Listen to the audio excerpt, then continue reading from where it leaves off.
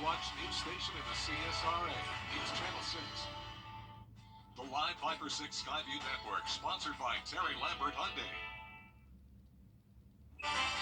Temperatures are sizzling. I'll let you know when heat index values could top 100 degrees in your full Viper 6 forecast coming up. Right now on News Channel 6 at 4, a deputy off the job and facing charges. We will hear from the sheriff. Plus, is the Burt County Sheriff's Office spending too much money? That's the question some county leaders are asking. The sheriff is responding. And honoring a local educator whose impact goes far beyond the classroom. Your News at 4 starts now. Live from Television Park, this is WJBF News Channel 6 at 4. Good afternoon, everybody. I'm Brad. And I'm Jenny Montgomery. Thank you so much for joining us. Coverage you can count on begins with Richmond County Sheriff Richard Roundtree reacting to the arrest and firing of a deputy this week. Graham Lee joining us now with new information about the charges that deputy faces. Graham. Well, that's right, Brad. And Deputy Arrington Mercier was with the Richmond County Sheriff's Office for a little more than a year.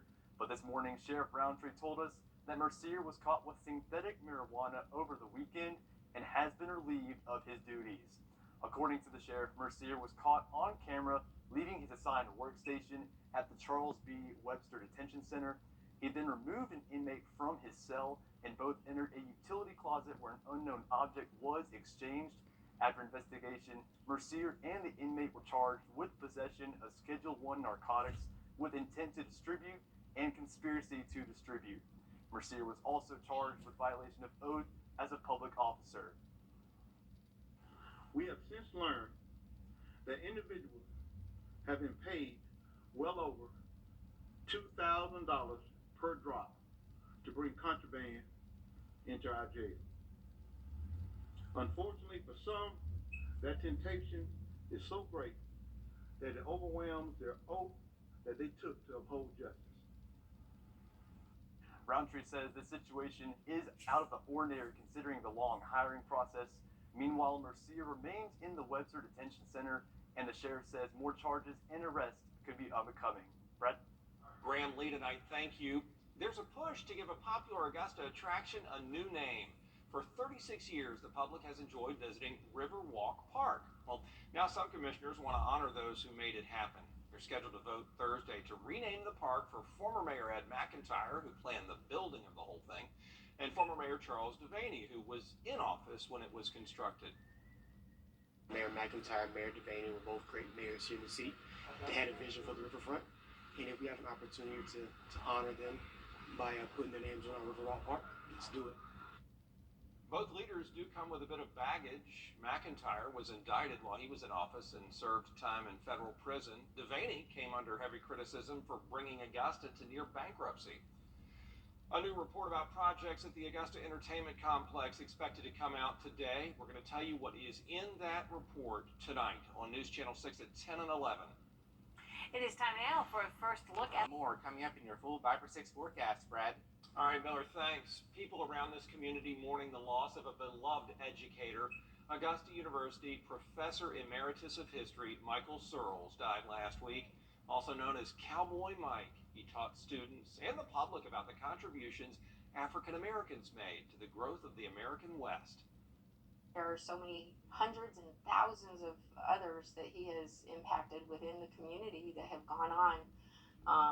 And he's influenced them to pursue their education and learn more about the Buffalo Soldiers and the African American history in the West and history in general. He was just such an inspiration to everybody. Funeral arrangements for Searles have been set. We can give you that information on our website at WJBF.com. Today is the last day of WJBF's Giving Your Best Summer Blood Drive. You can give at Security Federal Bank on East Pine Log Road in Aiken until 5:30 p.m.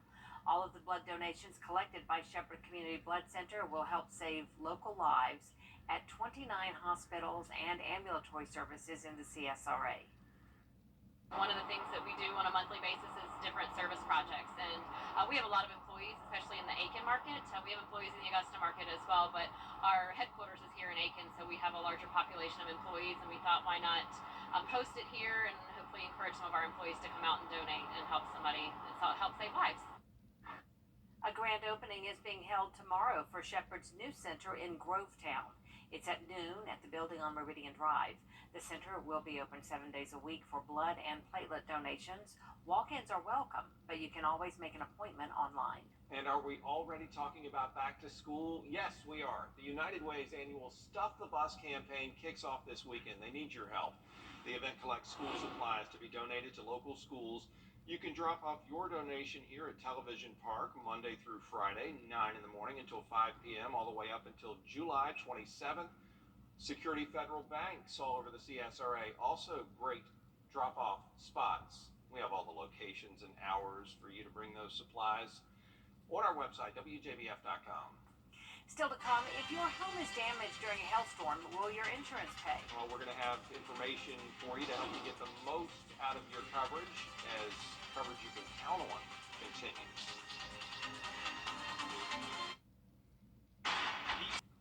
Hailstorms can sometimes cause damage to homes and vehicles. Yeah, it can be really rough going. We have some information for you to help you make sure that Hailstorms can sometimes cause damage to homes and vehicles. Yeah, it can be really rough going. We have some information for you to help you make sure that you have the right coverage so that everything can get back to normal when you face major repairs. Stay with us. I'm attorney Jamie. Temperatures in the low 90s going into next week. Jenny?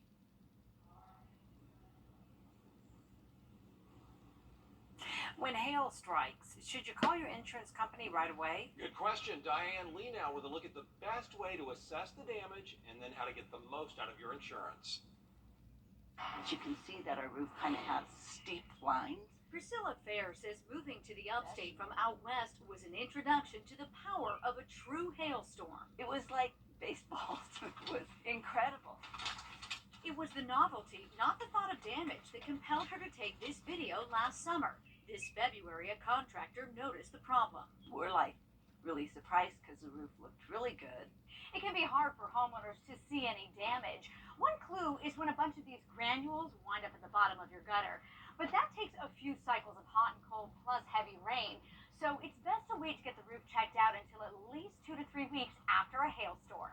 But Philip Flogger with Affordable Roofing in Pickens says don't wait too long either. There's some insurance companies will have like a block of time, 6 months. If you don't report the damage within 6 months, then it's not going to be covered. So check your policy, and while you're at it, review the deductible, which could be higher for wind and hail. After that, Jake McCown with Advisors Insurance Agency says hold off on filing a claim. Instead, seek out a reputable roofer to first assess the damage. You can get help in that search from your insurance agent or online ratings. Only request an adjuster if you're sure you have damage, because even claims that don't pay out go on your record and can affect premiums. Normally what I would tell people is have the roofer there when your adjuster's there. Why so that they're looking at the same thing at the same time. We saw they had like big markers. Fair says having her roofer and adjuster work together made the process a lot smoother than some of her neighbors. People in this neighborhood even said, well, they had trouble that with their insurance company wouldn't cover. Whether it's your car or your home, it is helpful to document the hail hitting your property. So do as she did, break out that phone. Yeah, be sure to take videos and pictures, even showing the size of the hail compared to a quarter. Coming up, delivering smiles to a neighborhood up in Michigan. One postal worker is showing off his hidden talent. That story when we come back.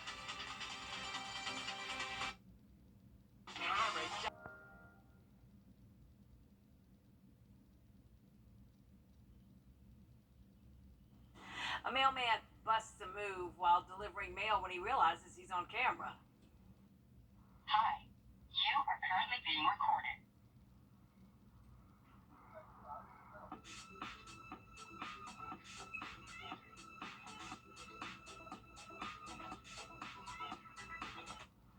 Oh. Yeah, that's Abe. Took over the route about a year and a half ago, and homeowner Cindy says he dances like that pretty much every day. She likes to share videos like these with her neighbors. That certainly spreads some joy, doesn't it? It sure does. Means happy, doesn't care. Dance like no one's watching, but they are. That is funny. You Love go, it. Abe. You do you. Love it. There is more coverage you can count on coming up next on News Channel 6 at 4:30. Including opening day for the International African American Museum. How South Carolina is celebrating culture and history in a moment.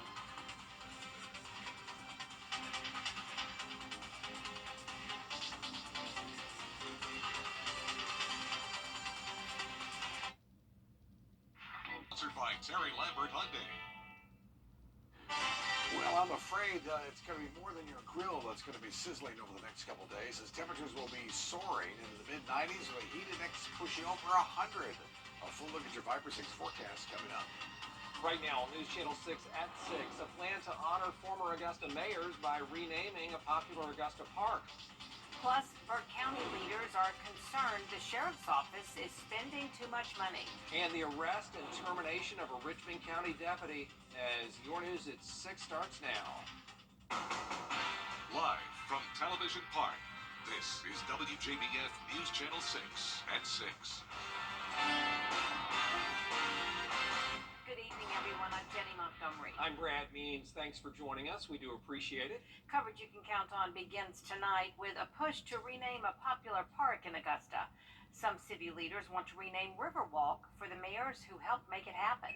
Senior reporter George Escala has the story. Riverwalk has been enjoyed for 36 years now, but first it had to be planned and built. And some believe it's time to honor the mayors who made it happen. I'd like to see their names on it. I think these people made a great contribution to Augusta, Georgia. Commissioners scheduled to debate Thursday naming Riverwalk for former Mayor Ed McIntyre, who is credited with the vision of planning Riverwalk, and former Mayor Charles Devaney, who was in office when it was constructed and opened. Mayor McIntyre and Mayor Devaney were both great mayors here in the seat. They had a vision for the riverfront, and if we have an opportunity to honor them by putting their names on our Riverwalk Park, let's do it. But some commissioners are not ready to do this. Based on history of what we've just dealt with one of our former colleagues, not sure that's like the right time to have the conversation with the history of the two individuals being involved. Like former Commissioner Sammy Sias, McIntyre was indicted on federal charges while in office and sentenced to prison. And Devaney came under heavy criticism for nearly bankrupting the city. So would the public embrace having their names on Riverwalk? I hope that the citizens of Augusta would take that in mind, that everybody, deserve a second chance, and it's not about what they did, but what they accomplished during their time. Riverwalk is an accomplishment, but one that is showing its age with many maintenance issues, and putting a new name on this old park doesn't change that. In Augusta, George Escala, WJBF, News Channel 6. A big day for the future of the James Brown Arena coming up this week. The Augusta Coliseum Authority holding its monthly meeting today and giving an update on Augusta Entertainment Complex projects. Part of that update, commissioners are officially set to vote Thursday to sign off on putting a sales tax on the ballot that would pay for a brand new James Brown Arena. Our main objective right now is to educate the public. We just want to educate everybody about what the new arena means, from the amenities of the arena itself to what it brings to community economically and from a quality of life stand. If the commission gives its approval, Augusta Richmond County voters would have their say on the November ballot. The Burke County Sheriff's Office is holding a retirement and promotion ceremony today. Meanwhile, county leaders are raising concerns that the Sheriff's Office is spending too much money. Hannah Latier tells us the financial impact these changes could have.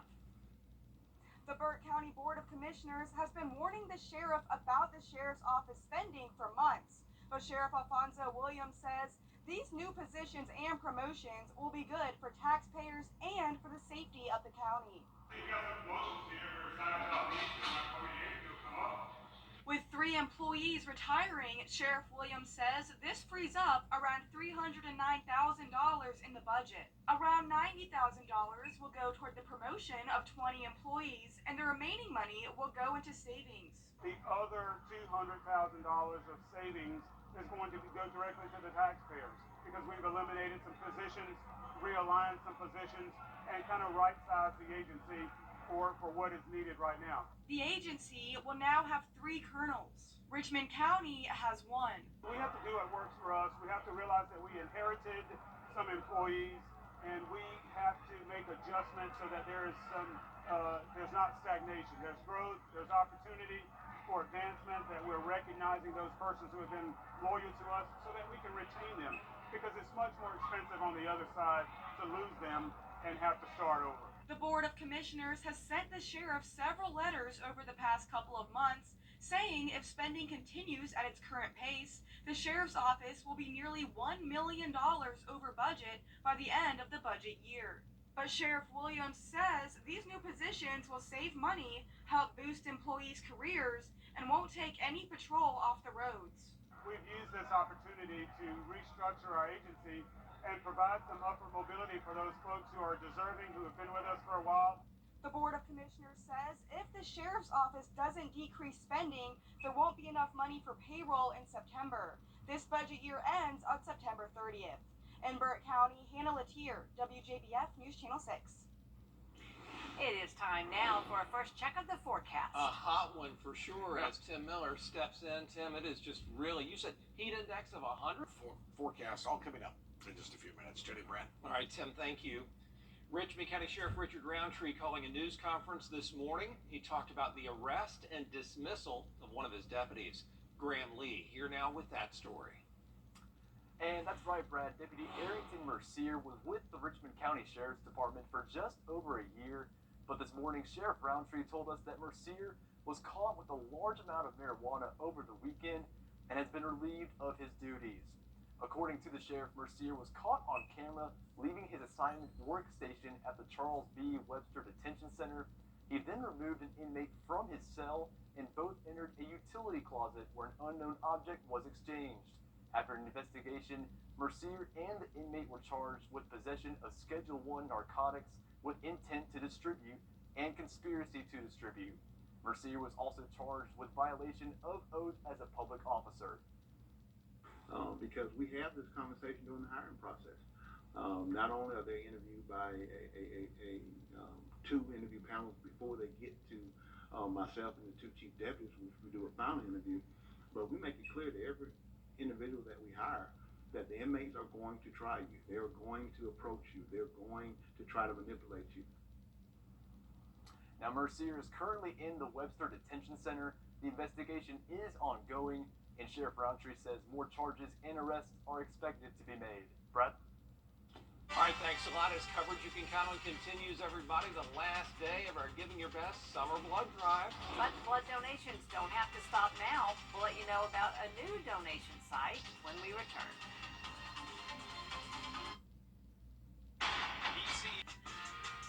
Living in the CSRA, it seems like there's always something new popping up. From places to live, eat, and shop to what's happening around town. See it all each week on Local Living. Saturday morning at 9:30 on News Channel 6.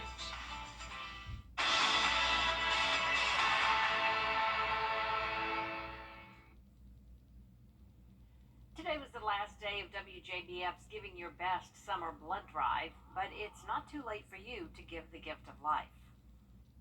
One of the things that we do on a monthly basis is different service projects, and we have a lot of employees, especially in the Aiken market. We have employees in the Augusta market as well, but our headquarters is here in Aiken, so we have a larger population of employees, and we thought why not host it here and hopefully encourage some of our employees to come out and donate and help somebody, help save lives. Yeah, that Bloodmobile is a great way to donate. Another way, a grand opening tomorrow for Shepherd Community Blood Center's new location in Grovetown. It's at noon at the building on Meridian Drive. The center will be open 7 days a week for blood and platelet donations. Walk-ins are welcome, but you can always make an appointment online.